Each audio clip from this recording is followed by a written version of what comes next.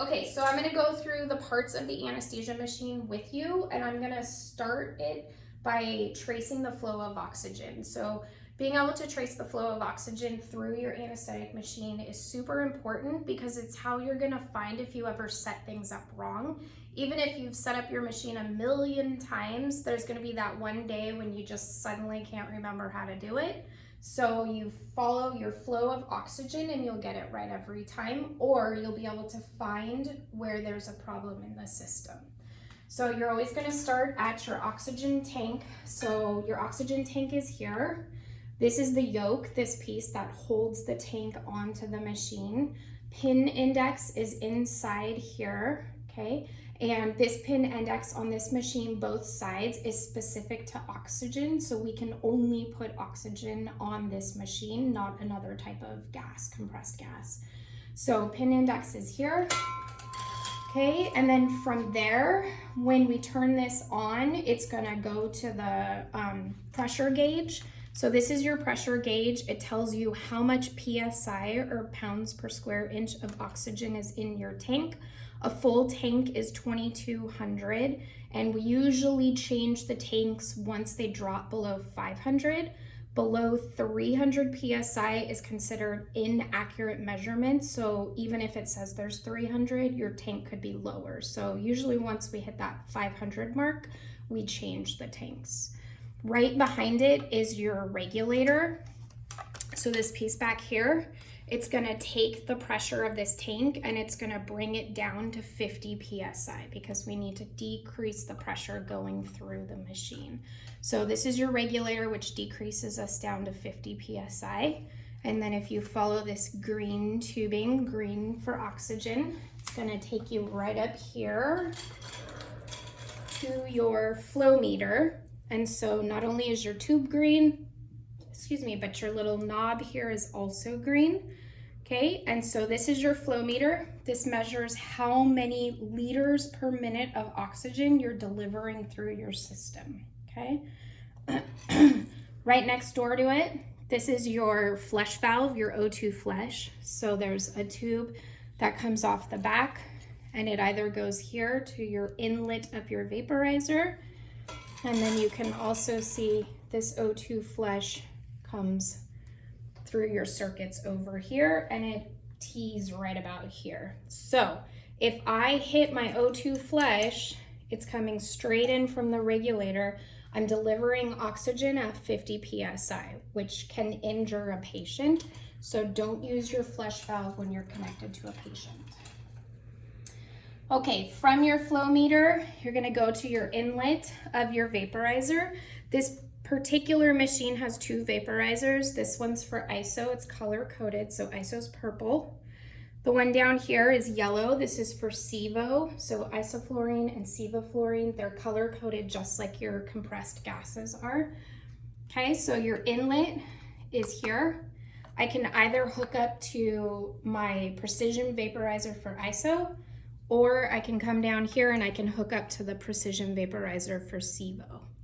Once it goes through the vaporizer, it picks up anesthesia and it's gonna come out through the outlet. So this is one of the ways, or one of the times where sometimes your machine gets hooked up wrong. You can see I've got my inlet on SIVO and my outlet on ISO. So if I were to leak test this machine, it wouldn't hold because I've got a gap.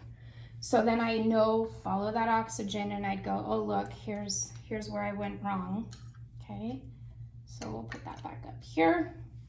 And then here's my outlet on my vaporizer. So now if this is turned on, the gas leaving this has now oxygen and anesthesia, specifically ISO, in it.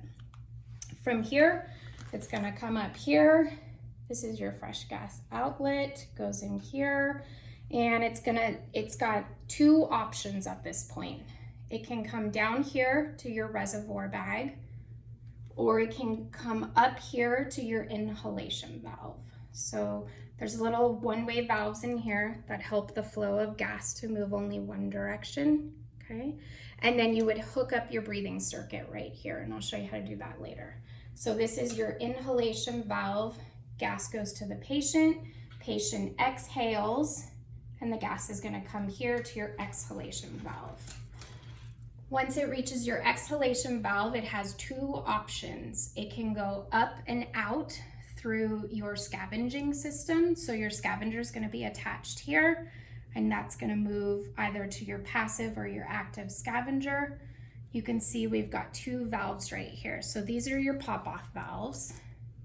This one is a quick release. So if I'm sighing a patient or breathing for a patient, I would pinch this closed so I can maintain pressure in the system, pinch this, and then squeeze the bag, and then let go, and my system opens back up.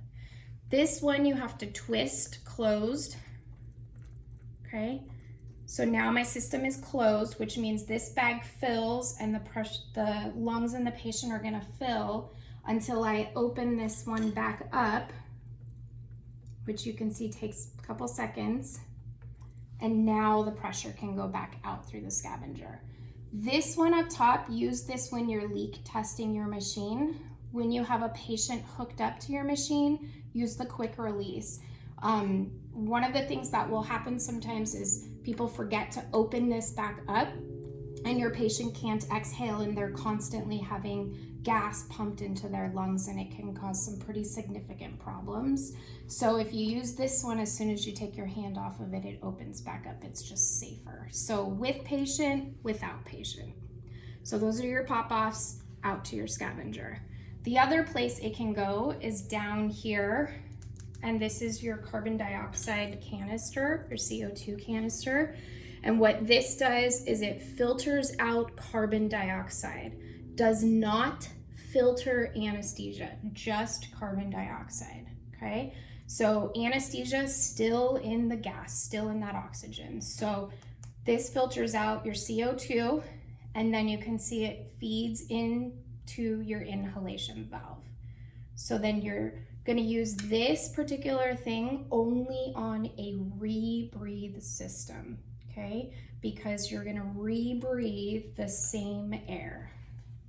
Okay, so exhale, remove CO2, and then it comes back up here and you rebreathe that same air there, okay?